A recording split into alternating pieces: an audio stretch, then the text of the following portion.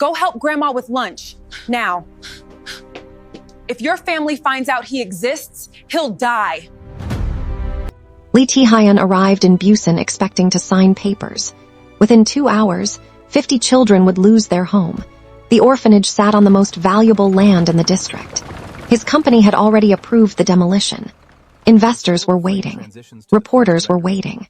A luxury hotel projected to pull in billions already existed in every boardroom's imagination. He never expected the director of that orphanage to be the woman whose face had haunted his dreams for 7 straight years. And he definitely never expected the little boy hiding behind her legs. Mommy! Who's that? If second chances and impossible love hit you right in the chest, hit subscribe now, because some families are worth fighting for, and you're about to watch one get rebuilt from the wreckage. The SUV rolled to a stop. His secretary checked his watch. Chairman Lee wants your report before noon. 10 minutes, Tae-Hyun said, already stepping out. Children's laughter spilled into the yard. Crayon paintings covered the walls. Tiny shoes sat lined up by the door, neat as little soldiers. Nothing here looked temporary. Nothing looked ready to disappear. The front door opened, and his entire world stopped. Naomi Mensah froze mid-step. Her clipboard slipped from her fingers and hit the floor. It clattered against the tile, but neither of them even glanced down. Neither of them moved. 7 years of silence collapsed into 1 second. Tae-Hyun. Her voice barely made it out of her throat. He couldn't breathe. Naomi. Before either of them could say another word, small feet came pounding down the hallway. Little boy threw his arms around her waist. Then he looked up, and Tae-Hyun forgot how to blink. Those eyes, those dimples, even the tilt of his head. It was like staring at a photograph of himself at 5 years old. Mommy, Grandma Grace says Appa's picture fell again. Boy stopped cold. His eyes went wide. Who's that? Naomi's face drained of color. For the first time in 7 years, Tae-Hyun saw real fear in her eyes. Not annoyance, not anger, fear, sharp and immediate, the kind that grabs a mother's whole body at once. She gripped the boy's shoulders. Min-Jun, go help Grandma Grace with lunch. But now, something in her tone made him obey instantly. He vanished down the hall without another word. Only then did she look at Tae-Hyun. You need to leave. His voice cracked. Who is he? Leave. Naomi, please. Her hands were shaking, not with anger. With terror, then she whispered 4 words that turned his blood to ice. If your family finds out he exists, he'll die. Silence swallowed the hallway whole, thick and absolute. What are you talking about? He asked, but she'd already stepped back, eyes glistening. I made a mistake coming back to Busan. Answer me. I can't. He mine, tears filled her eyes, and that was answer enough. Tae-Hyun staggered back like he'd taken a hit to the chest. A son, he had a son, 7 years, and nobody told him. Not a phone call, not a letter, not one single word. Why? His voice broke on the word. She just shook her head. Please go. Before he could stop her, the door shut between them. He stood there alone, staring at painted wood like it owed him an explanation. Through the window, one last glimpse, the boy laughing now, safe in an old woman's arms. And behind them, hanging on the wall, a photograph, framed, faded at the edges, taken almost 8 years ago of him, his breath caught in his throat. Why would his own face be hanging inside an orphanage he had never once set foot in? Then his phone buzzed. Han Soo-Min. His fiancée. He looked at the screen like it belonged to someone else's life. The wedding invitations were already printed. The engagement photos were already running in 3 magazines. Every paper in Seoul had crowned them the perfect couple, and none of it mattered. Not one bit. Not anymore. His secretary had crept up beside him, tablet in hand. The mayor will arrive soon. Tae-Hyun simply didn't answer. He was still staring at that photograph like it owed him an explanation. Cancel the meeting, he finally said. What? Stop the demolition, cancel it. The investors are all ready. Cancel it. The board will never agree to that. Then tell them I said no. Secretary nearly dropped his tablet. Sir, your sister approved this project. Personally. 15 years he had worked for this family, and he had never once seen Tae-Hyun's face go that pale. And just like that, Naomi's warning came roaring back into his skull. If your family finds out he exists, he'll die. His sister, Lee Soo-Jin, the woman who raised him after their parents died. The one person on this earth he trusted with his life, no. Impossible. His phone rang again. This time her name lit up the screen. He answered immediately. Nuna. Her voice came through warm, easy, completely normal. Did you reach the property? Yes. Good. Finish quickly. Chairman Park wants dinner with you and Soo-Min tonight. Tae-Hyun's jaw tightened. Why were you interested in that orphanage? Silence, just a second, too quick for most people to catch, but he caught it because she raised him, because he knew every shade of her silence. What kind of question is that? She asked lightly. Answer me. The land is valuable. Have you ever been there? No. You ever met the director? Another pause, and when she spoke again, something had shifted, something cold. No. Why? Tae-Hyun looked back at the building, at the children in the windows, at the photograph on that wall, at a little boy with his own eyes. Because, he said slowly, I think I just found something that was stolen from me. On the other end of the line, his sister stopped breathing. Then she whispered 4 words that made his blood run cold. Leave Busan. Right now. She hung up. Lee Tae-Hyun stared at the phone in his hand. For 7 years, his sister had never once hung up on him. Not after arguments. Not after disagreements. Not even the time he accused her of meddling in his life back in college. But she just had, and she had sounded afraid. Not angry, afraid. He lowered the phone slowly. Through the orphanage window, Min-Jun laughed at something Grandma Grace whispered in his ear. His son, his son. The words still refused to feel real, like trying to swallow a stone whole. His secretary cleared his throat. Sir, should I inform the board about the demolition? No. The mayor is 10 minutes away. The investors, I said no. Older man blinked because Lee Tae-Hyun never raised his voice. Never, but today wasn't normal. Nothing about today was normal. His phone rang again. Han Soo-min, he answered. Oh, Pa, finally. Her voice was bright, almost giddy. I have good news. He closed his eyes. What is it? My mother moved the wedding date forward. His eyes snapped open. What? 3 weeks felt too long, so we're doing it in 12 days. Silence. Tae-Hyun, 12 days. Isn't it exciting? No. Nothing about this felt exciting. Not anymore. Not while he stood outside a building holding more truth than his entire engagement. He glanced through the window again at the boy with his smile. His voice went distant. We'll talk later. Appa. He ended the call before she could finish his name. His secretary nearly swallowed his tongue. You hung up on Miss Han. Tae-Hyun ignored him. Find out everything about this orphanage. Everything, sir. The staff, the funding, who owns the land. Yes, sir. The director. Secretary hesitated. Naomi Mensah. The name still hurt, even after 7 years, especially after 7 years. Everything, Tae-Hyun said again, his voice flat. As the man hurried off, Tae-Hyun noticed someone watching him from the doorway. Grandma Grace, not with fear, not with anger, with disappointment. Deep, quiet disappointment. She walked over slowly, and up close he could see the years carved into her face. Years that hadn't been there before. Grown old, she said. He bowed his head. Grandma Grace. She smiled, sad and small. You still remember me. How could he forget? The woman who used to make him jollof rice every Christmas.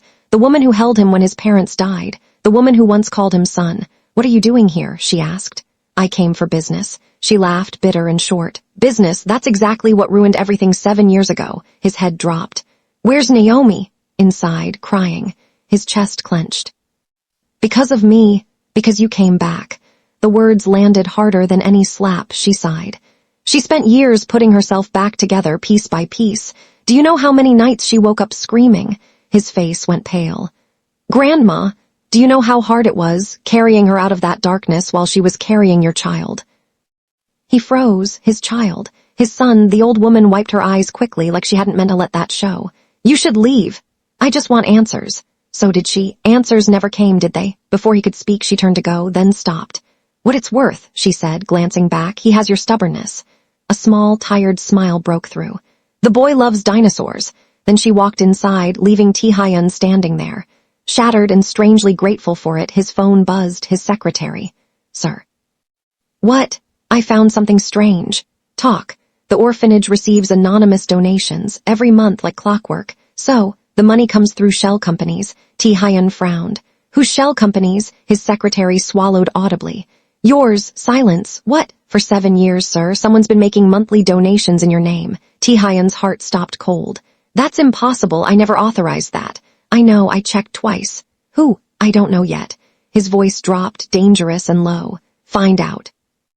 Now, there's more, sir. His stomach tightened. What?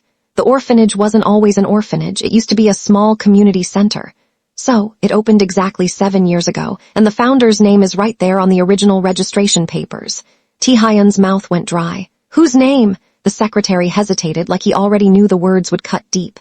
Naomi Mensah. His breathing turned ragged. She had built this. Alone. After prison. After everything he had let happen to her.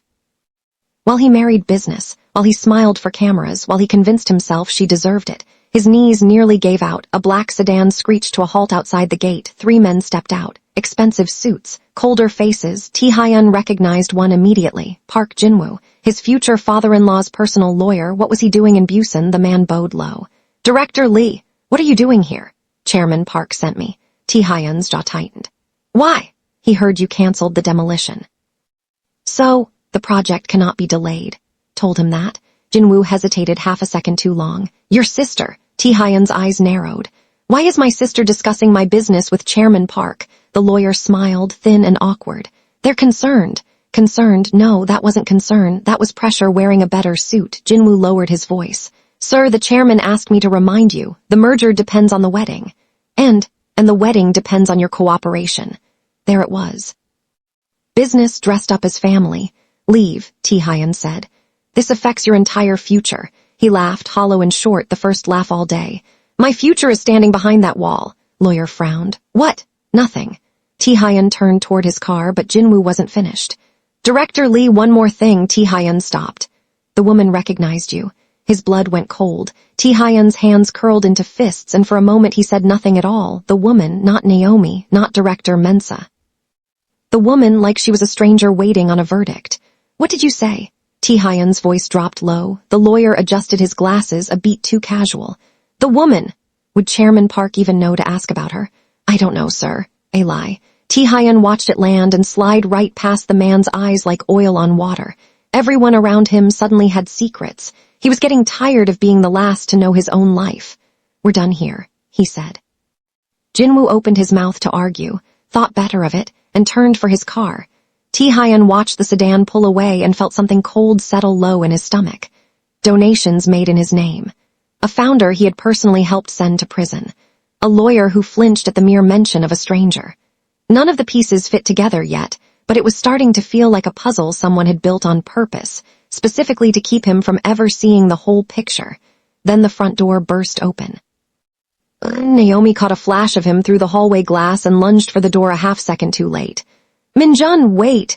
He was already gone, sneakers slapping down the porch steps, too fast to catch. Min-Jun came tearing across the yard, arms pumping. He skidded to a stop the second he spotted Tae-Hyun standing there, his whole face lit up like someone had flipped a switch. Mr. Bakery. Tae-Hyun blinked. Mr. Bakery. The boy ran straight at him with zero hesitation, like Tae-Hyun was an old friend instead of a stranger in an expensive coat. Mommy says strangers are dangerous, he whispered loudly, leaning in close like it was a secret just for the two of them. But you don't look dangerous. Tae-Hyun's heart melted right there on the pavement. Behind him, Jin-woo froze halfway to his car door, completely thrown by the scene. Tae-Hyun crouched to the boy's level. Mr. Bakery, Min-Jun nodded, very serious about it. You smell like bread. Tae-Hyun blinked again. I smell like bread. Good bread, not the gross kind. There's a gross kind? Tae-Hyun asked, genuinely curious despite himself. Min-Jun nodded with the gravity of a man twice his age. The kind grandma burns on Sundays. A laugh nearly escaped him. Genuine, unplanned, the first one all day. Then the boy leaned in closer, tiny hands on his hips, studying Tae-Hyun's face like he was reading a book he didn't quite understand yet. He frowned. You've been crying. That almost broke him completely. Tae-Hyun had survived hostile takeovers, government investigations, shareholder wars that dragged on for years and ended careers. None of it, not one boardroom in his entire life, had prepared him for a 4-year-old reading his face like an open wound. Are you lonely? Min-Jun asked, head tilted, his voice cracked before he could stop it. A little. Boy's whole face brightened like that was the easiest problem in the world to fix. He dug into his pocket and pulled out a small, slightly bent sticker, a dinosaur. You can have Riksai. Tae-Hyun stared at it like it was made of gold. Riksai, my favorite. You're giving me your favorite.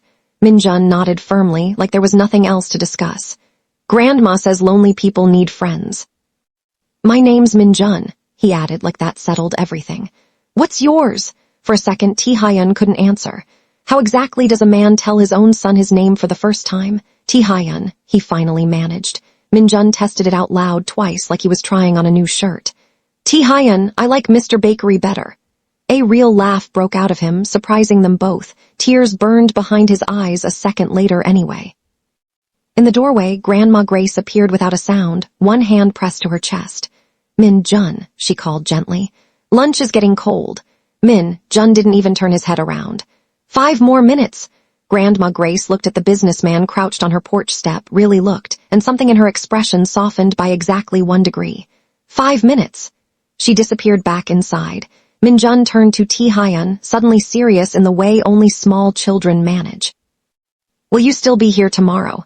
The question landed like a stone in Tae-Hyun's chest. How was he supposed to answer that honestly? I don't know, he admitted quietly. But I want to be. Min-Jun seemed to accept that completely, the way children accept most things adults are too afraid to promise. And behind the window glass, Naomi stood frozen, not moving, barely breathing, because she had just watched her son comfort his father, without knowing who he was, without knowing any of it. Somehow, that made it worse than anything she had imagined on the drive home from Seoul 7 years ago. Every instinct told her to walk out there and end it, to call Min-Jun inside and lock the door behind them both. But her feet wouldn't move. Some smaller, more dangerous part of her didn't want to. Her palm pressed flat against the cool glass, like she could hold the moment in place by touch alone. Whatever happened next, nothing would ever be simple again. Not for her. Not for Min-Jun, not for any of them. Then her phone rang. She almost let it go. Grandma Grace was calling her in for lunch. The rice was probably getting cold, and for 1 stubborn second she let herself believe the day could still end like a normal Tuesday. She answered anyway. Hello? A man's voice. Calm, unfamiliar, almost polite the way a scalpel is polite. Miss Mensah. Her stomach dropped before he said another word. Miss Lee Soo-Jin would like to know why her nephew is still alive. Naomi's hand went numb. The phone nearly slipped from her fingers. Who is? She started. The line was already dead. And outside, Min-Jun laughed at something Tae-Hyun said, completely unaware that the most dangerous sentence of his short life had just been spoken about him. Naomi stood frozen at the window. Her son was smiling, talking to his father without knowing, without understanding, without realizing that the greatest danger of his entire life had just woken up on the other end of a phone call. Mommy, Min-Jun waved through the glass. Mr. Bakery likes riksai. She forced a smile onto her face. That's wonderful, sweetheart. But her hands wouldn't stop shaking. No, not again. Not this family. Not these people. Not him. Especially not him. Because if Tae-Hyun ever learned the whole truth, everything would explode, and innocent people would suffer for it. Again, Grandma Grace appeared beside her without a sound. One look at Naomi's face told her everything. Called, Naomi swallowed hard. Nuna. The old woman went rigid. 7 years. She found us. Grandma Grace's eyes moved straight to the window, to Min-Jun, to Tae-Hyun, and something in her face changed completely. Fear. Pure, undiluted fear. She had seen that exact look on Naomi's face once before, 7 years ago, in a hospital corridor that still visited her dreams. We leave tonight. No arguments. None. Disappear again. Naomi already knew which bag held the essentials. She had kept it packed and ready for exactly this moment longer than she wanted to admit, tucked behind winter coats neither of them ever wore in Busan. But as they turned away from the window, Min-Jun laughed at something and Tae-Hyun laughed right along with him.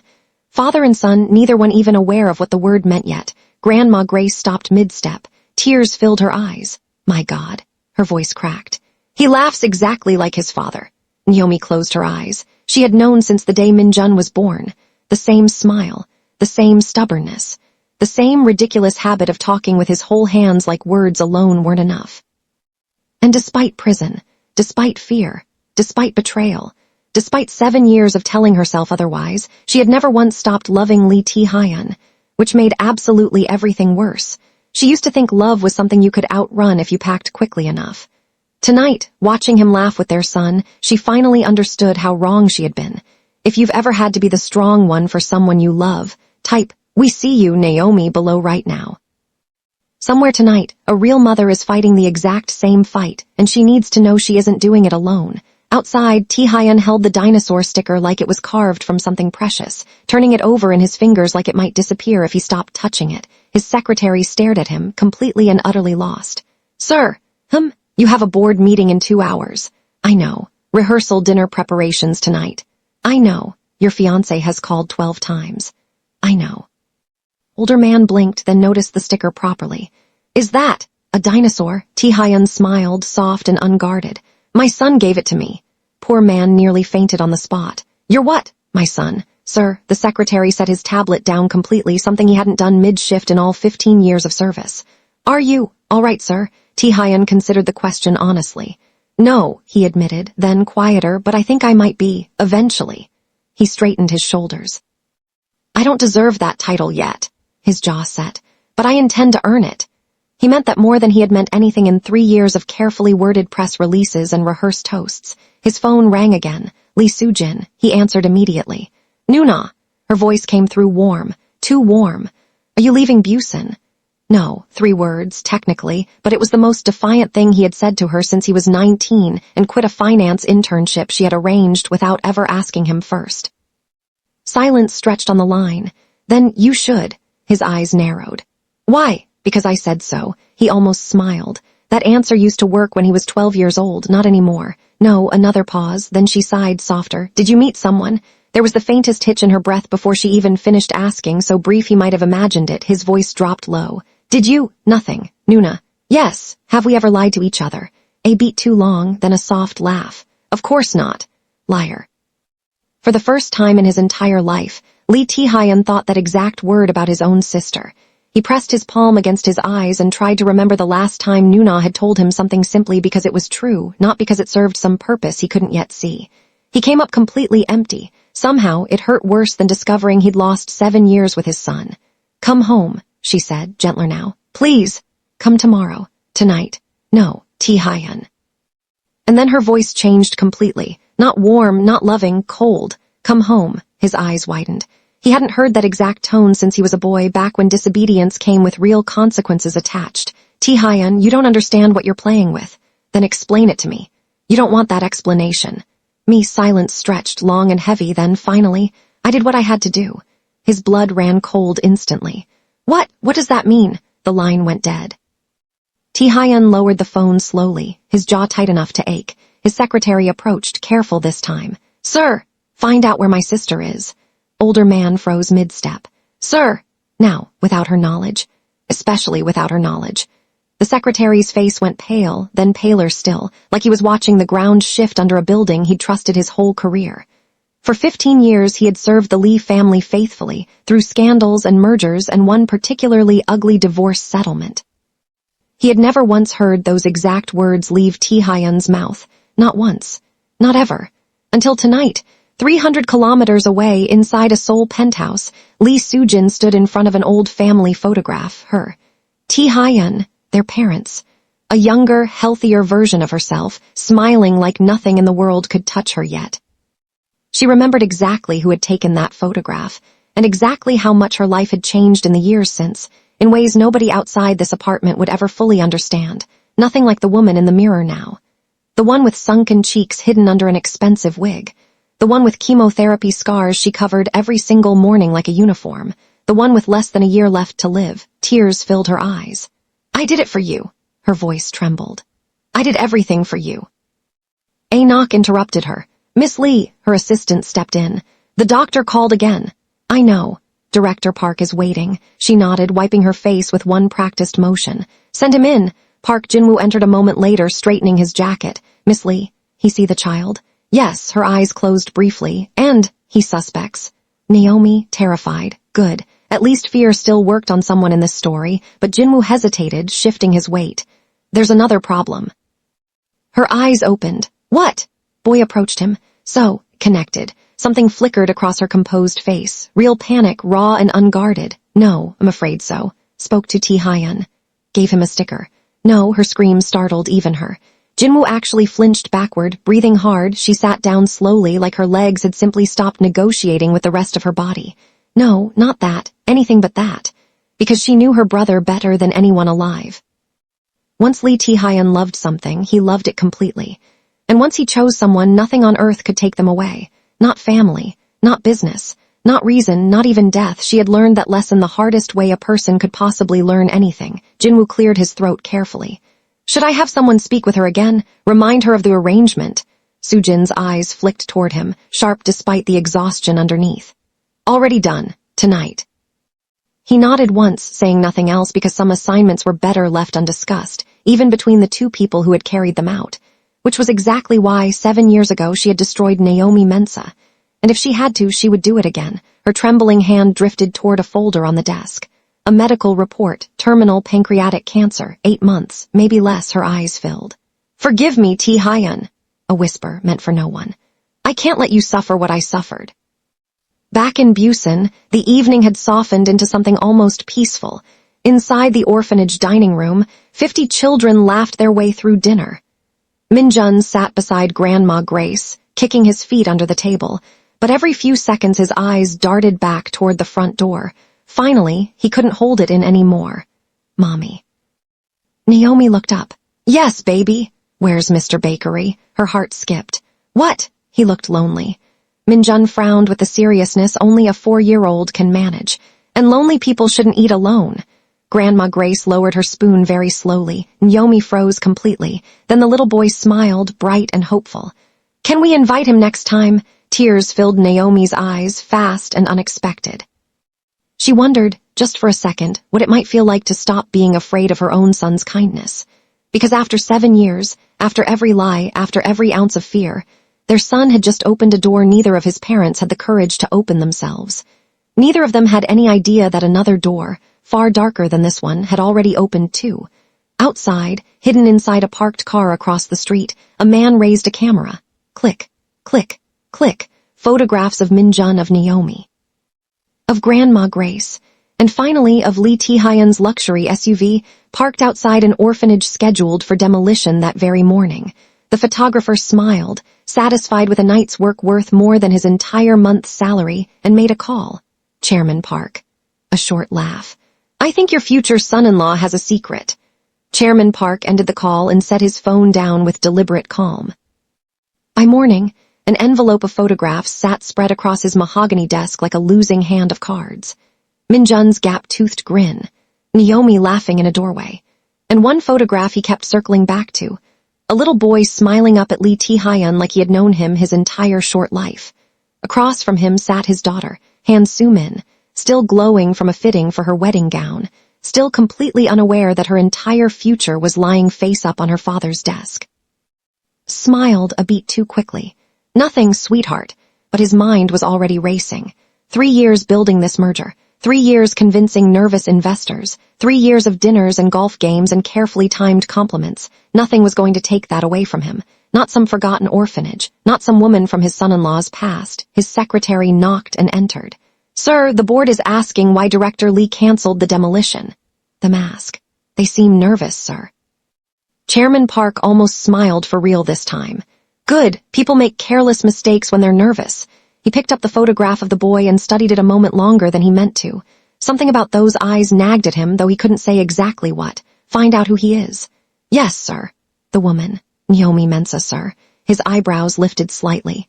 "The architect who went to prison." He remembered the case vaguely, a small item buried in an old society page.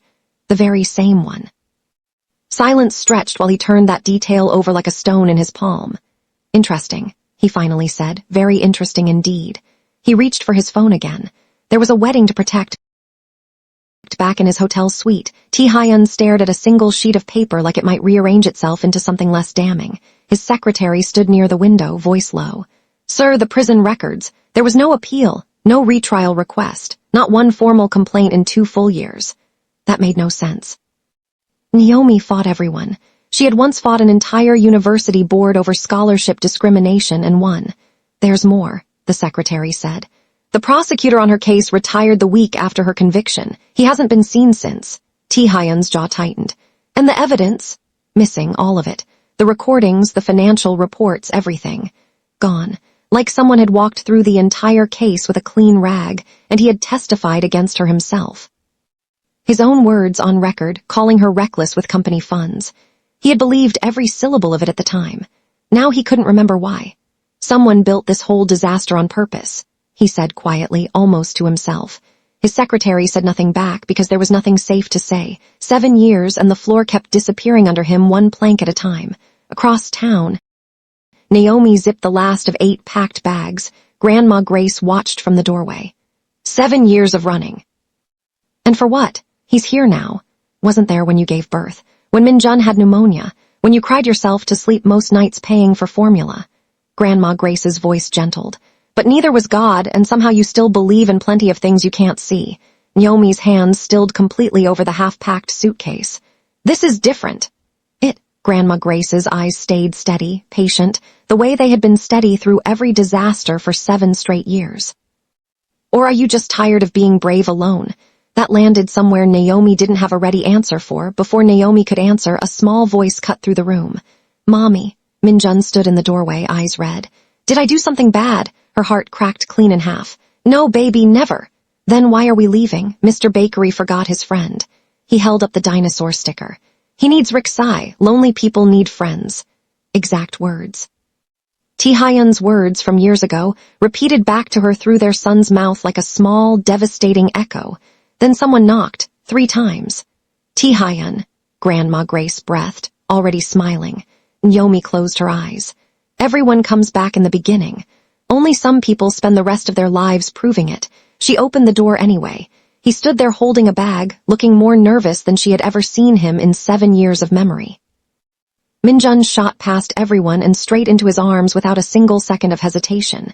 Tae-Hyun caught him on pure instinct, like he'd been doing it his whole life instead of for the very first time. He held on a beat longer than necessary, breathing in the smell of crayons and apple juice, memorizing it before he could somehow lose it again. You came back, Naomi whispered softly before she could even stop herself. I did, he said, setting the bag down carefully. I brought dinosaur books. And a genuinely terrible stuffed dinosaur. And chocolate milk, if your mother allows sugar after 6. Grandma Grace laughed despite herself.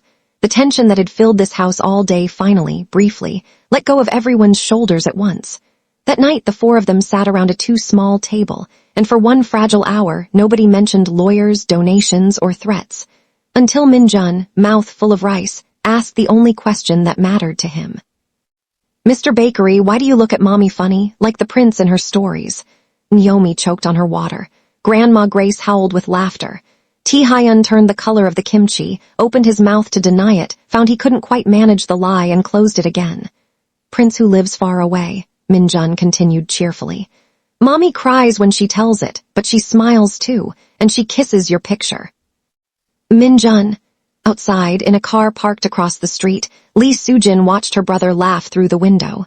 A real laugh. The kind she hadn't heard from him in 3 years. And instead of relief, terror swallowed her whole, because happiness was the one thing the universe had already proven it could rip away from her without warning. 7 years ago, she had buried her own daughter. 3 years old. Leukemia. While their daughter was dying in a hospital bed, her husband had been having an affair 2 floors away in the same building. He left 2 weeks after the funeral. Nobody sent flowers to that funeral except the company board, and even those arrived with a card signed by an assistant. She had promised herself, standing over a small white coffin, that no one she loved would ever feel that exact kind of loss again. Not Tae-Hyun. Never Tae-Hyun. She had built an entire empire out of that single promise, brick by brick, deal by deal, convinced that control was just another word for love. Yet here he was, falling in love anyway, with a woman and a child Soo-Jin had spent 7 years trying to erase. Watching him now, something cracked open in her chest. Naomi hadn't poisoned her brother's life. She had protected it alone for 7 years, while Soo-Jin destroyed everything trying to prevent exactly this moment from happening. 7 years of careful, expensive cruelty, and her brother had found his way back to this family anyway, in a single afternoon without her permission or her blessing. Her phone rang, the hospital. She stared at the screen for 3 full rings before she found the courage to answer, already knowing in her gut that nothing good ever called this late at night. She answered with a hand that wouldn't stop shaking. Miss Lee, we need you to come in tonight. Your latest results are back. The doctor's voice on the other end was gentle in the way doctors get right before terrible news. 3 months, he said. Maybe less. 8. 3. Lee Soo-Jin sat alone in her car outside an orphanage full of laughing children and said nothing at all, because there was nothing left to say to an empty parking lot. Back in Busan, the peace didn't last the night. A rock shattered the front window just after 10. Then another. Voices outside, ugly and anonymous, shouted things about the orphanage director and her secret. Children screamed inside. Min-Jun sobbed into Grandma Grace's shoulder, too young to understand why strangers hated his mother for something he didn't even know was a secret. By morning, Naomi had made her decision. Again, she wouldn't lose him. Not to hatred. Not to anyone. In Seoul, the betrayal arrived from a different direction entirely. Chairman Park stood before cameras and announced the merger would proceed, and that the wedding would happen the day after tomorrow, before either his daughter or his future son-in-law had agreed to a single detail of it. Han Soo-min learned about her own wedding date from a breaking news ticker. She collapsed in her kitchen and woke up in a hospital bed. Lee Tae-Hyun came running, torn cleanly in half between two families he hadn't chosen to be responsible for in the same week. Do you love her? Soo-min asked the second he sat down. He couldn't lie. Not anymore. She smiled anyway, tears sliding sideways into her pillow. I hate being someone's second choice more than I hate her. A breath. Cancel the wedding, go to your son. He has your eyes, Oppa. Everyone already knows. She held up her phone. Headlines, photographs. Naomi's name dragged through every comment section in the country. Lee Tae-Hyun didn't remember the drive back to Busan. Only the porch light and Naomi's face when she opened the door already mid-goodbye. His knees gave out before his pride could stop them. Sorry, he said on the ground, looking up at her like a man finally telling the truth. I was too weak. I believed lies I should have questioned. I failed you. I failed him. I swear before anyone listening, I will spend the rest of my life making up for it. Min-Jun ran straight into his arms again like he'd never once doubted this part. Back. I came back. I knew it, the boy grinned. Mommy says people who love you come back. 3 days later, Lee Tae-Hyun stood before a wall of cameras and said 5 words that detonated across the entire country. Have a son. His mother was wrongfully accused, and I will spend my life correcting that. Merger collapsed within the hour. Chairman Park withdrew, humiliated. Han Soo-min, watching from her hospital bed, finally smiled like herself again. 1 week later, Soo-Jin disappeared, leaving behind a letter that confessed everything. The fabricated case, the 7 years of fear disguised as protection, and a diagnosis she had been hiding since before any of this began. She asked only for forgiveness, and for someone to tell her nephew someday about the aunt who loved him before she ever met him. 2 months later, she passed away quietly. Lee Tae-Hyun cried in Naomi's arms, finally, and never once alone. 6 months later, every charge against Naomi vanished from every record that had ever held them. And somewhere in the middle of an ordinary Tuesday morning, a small voice tried out a brand new word. Daddy. Lee Tae-Hyun cried so hard that Grandma Grace laughed for 20 straight minutes, and Min-Jun, deeply confused, asked why grown men leaked. 2 years later, on a rainy evening, Naomi found Lee Tae-Hyun outside, watching the storm. What are you thinking about? She asked. He pulled a small, faded dinosaur sticker from his wallet. Still there, still protected. This saved me. He took her hand. No, you did. If this family already feels like yours, hit subscribe and stay close because the families worth fighting for are exactly the ones worth watching grow. The richest people alive aren't the ones who own the most. They're the ones with somebody waiting for them at home.